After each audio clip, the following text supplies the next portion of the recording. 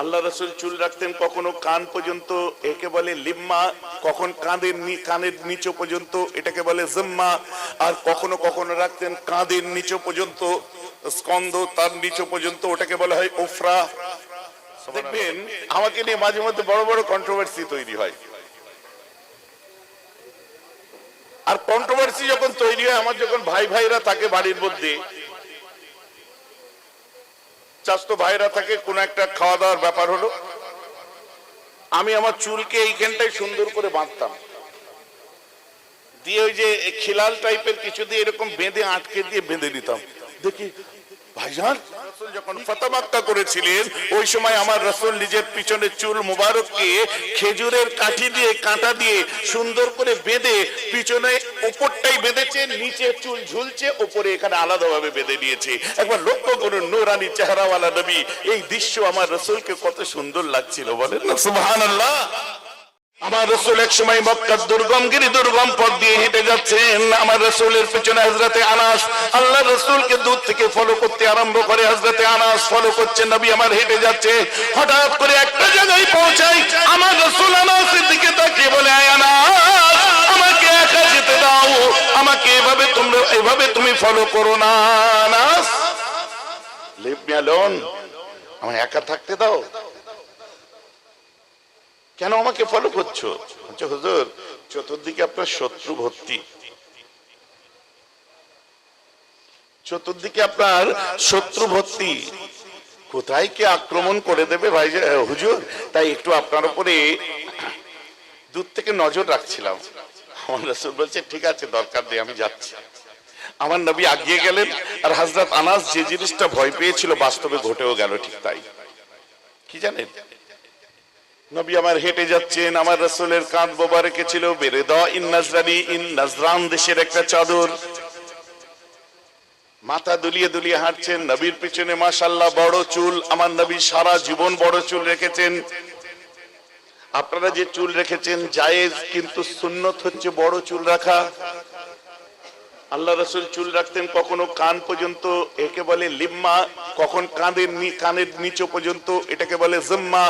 আর কখনো কখনো রাখতেন কাঁধের নিচে পর্যন্ত, স্কন্ধ তার নিচে পর্যন্ত, ওটাকে বলা হয় উফরা। সুবহানাল্লাহ বলেন। আপনি বলবেন, ভাইজান আপনি কেন তাহলে রাখেন না, এই পর্যন্ত রাখলে তো হয়। এই জন্য রাখি না, আমরা মুজাদ্দেদে জামানকে ফলো করি। মুজাদ্দেদে জামান বললেন তার ওসিয়তনামার মধ্যে যে বাবা মেয়েদের মতো চুল রেখো না। এখন ওফরা কত দূর ছিল, ওটা যদি সাধারণ মানুষ আমরা ঠিক করতে না পারি, তা এত বড় হয়ে যাবে, মেয়েদের মতো লাগবে, পেছন থেকে বাবা লাগবে। ওই জন্য বলছে তোমাদের কাঁধের হাড় পর্যন্ত গেলে তারপর তোমরা সেখান থেকে আবার ছোট করে নেবে। দুটো আমার মুজাদ্দেদ জামান শিখালেন। তো ঠিক আছে, এটা ওয়াজিব নয়, ফরজ নয়, যতটুকু দরকার সাবধান করেছেন জাতিকে, তার রাইট ছিল, অধিকার ছিল। আল্লাহ রাসূল দিন দুনিয়ার বাদশা। দেখবেন আমাকে নিয়ে মাঝে মধ্যে বড় বড় কন্ট্রোভার্সি তৈরি হয়। আর কন্ট্রোভার্সি যখন তৈরি হয়, আমার যখন ভাইরা থাকে বাড়ির মধ্যে, চাচতো ভাইরা থাকে, কোন একটা খাওয়া দাওয়ার ব্যাপার হলো, আমি আমার চুলকে এইখানটায় সুন্দর করে বাঁধতাম, দিয়ে ওই যে খিলাল টাইপের কিছু দিয়ে এরকম বেঁধে আটকে দিয়ে বেঁধে নিতাম। দেখি ভাইজান কি করেছেন? আমি ঠিক করেছি। কেন, কি হয়েছে? বলছে ভাইজান লোকে দেখলে কি শিখবে? আমি লোককে থোড়ি দেখাতে যাচ্ছি, তোরা কি শিখছিস? জুনায়েদ হয়েছে জড়িয়ে ধরে, ভাইজান আপনার অন্য রকম সব ব্যাপার। আমি বলছি হ্যাঁ, আমাকে কিতাব খুলে দেখিয়ে দেবো, কারণ আল্লাহ রাসূল যখন ফাতহ মক্কা করেছিলেন, ওই সময় আমার রাসূল নিজের পিছনে চুল মুবারককে খেজুরের কাঠি দিয়ে কাঁটা দিয়ে সুন্দর করে বেঁধে, পিছনে উপরটাই বেঁধেছেন, নিচে চুল ঝুলছে, উপরে এখানে আলাদাভাবে বেঁধে দিয়েছে।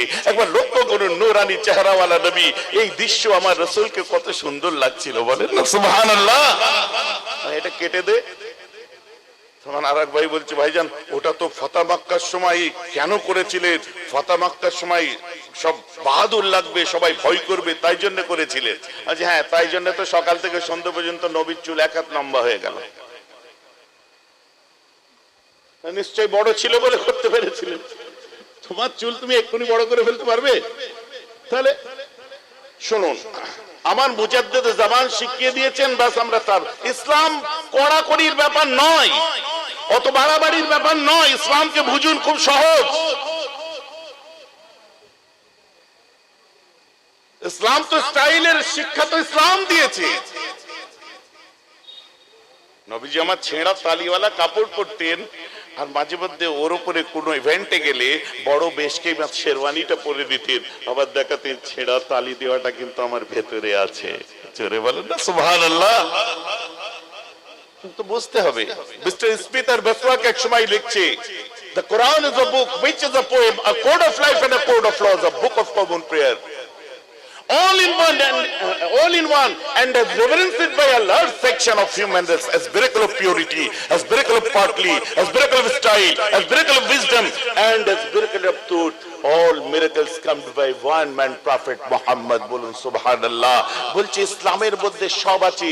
কোরআনে সত্যের অলৌকিকতা আছে, ন্যায়ের অলৌকিকতা আছে, miracle of wisdom, জ্ঞানের অলৌকিকতা আছে, miracle of style, মানে আপনি কিভাবে চলবেন ধরনের অলৌকিকতা আছে। আর সব অলৌকিকই কিন্তু মুহাম্মাদের দ্বারা এসেছে। জোরে বলা যাবে, একটু মহব্বতে বলা যাবে। বুঝতে পেরেছেন? সকালে সাল্লাল্লাহু তাআলা আলাইহি ওয়াসাল্লাম বলে দিন। নবীজির নাম শুনলে আমি ফ্লোতে বলছি, কিন্তু আপনারা সাল্লাল্লাহু আলাইহি ওয়াসাল্লাম বলবেন। ভাইজি আমার কথা বোঝা যাচ্ছে? ইসলাম তো সৌন্দর্যায়নের বিরুদ্ধে নয়, বিউটিফিকেশনের বিরুদ্ধে নয়। আপনাকে দেখে কেউ গুমরাহ হবে, লক্ষ্য রাখতে হবে সেদিকে। তো চলুন, আমার রাসূল হেঁটে যাচ্ছে, পিছন থেকে একজন ফলো করছে। কে? তার নাম হলো হযরতে আনাস।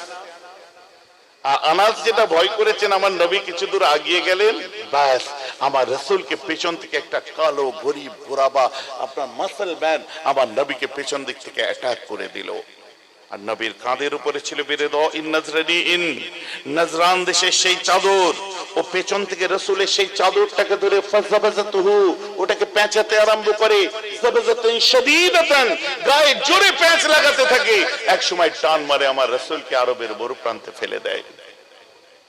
আনাস সহ্য করতে পারেনি, বাচ্চা ছেলের মতো কাঁদে আর দৌড়ায়।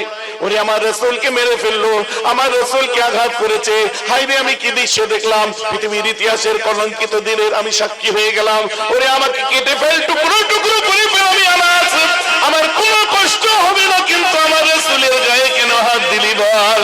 পাগলের মতো দৌড়ে দৌড়ে আসে, এসে উলঙ্গ তলোয়ার বার করে ওই মানুষটির ধর থেকে গর্দানটাকে আলাদা করে দেবে। আমার রাসূল পিছন ফিরে দুটো ইশারা করেছিলেন, স্টপ, রুক যাও। পরের ইশারাটা ছিল, ডোন্ট কিল হিম, ওকে তুমি জানে মেরে দিও না। আনাস, ওকে তুমি মাফ করে দাও। আনাস, ওকে মেরে দিও না। সূক্ষ্ম বিষয় আছে। আমরা কি বলি ইসলাম তলোয়ারের দ্বারা এসেছে? বদরের যুদ্ধ, ওহদের যুদ্ধ, এই যুদ্ধ, কটা যুদ্ধ দেখেছেন?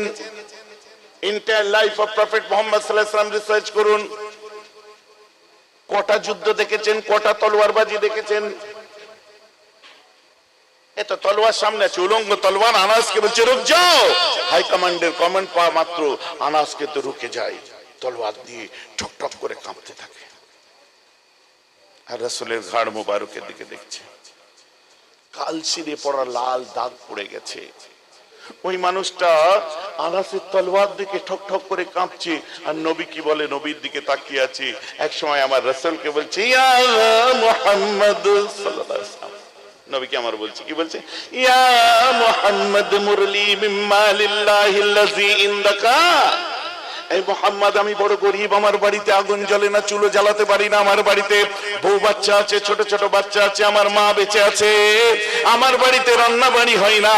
তোমার কাছে আল্লাহর বাইতুল মাল আছে, ওই বাইতুল মাল থেকে যত সামান্য খাদ্য দ্রব্য তুমি আমাকে ভিক্ষা দাও, দান করো। কি চাইলো ভাই? কথা বলুন তো। দান করতে বললো, আর কি চাইলো? ভিক্ষা দাও। একটু আগে আমি বলেছি, perhaps the greatest leader of all times was Muhammad. বিশ্বের বুকে সর্বকালের শ্রেষ্ঠ লিডার হচ্ছেন আমার রাসূল। কেন? আমার নবী তোমার নিউ টাউন এলাকার কারোর সঙ্গে মিলাতে যেও না, ছোট মাথা ছোট সোচ। রাগ হচ্ছে নাকি শুনে? কিছু করার নেই, এটা অন্তরের নেতার কথা হচ্ছে। কারণ তুমি আগে মুসলমান, আগে নবীর উম্মত, তারপরে তুমি সিপিএম, আগে তুমি নবীর উম্মত, তারপরে তুমি কংগ্রেস, আগে তুমি নবীর উম্মত, তারপরে তুমি কি বলে আইএসএফ, আগে তুমি নবীর উম্মত, তারপরে তুমি তৃণমূল। কথা বোঝা যাচ্ছে কি যাচ্ছে না?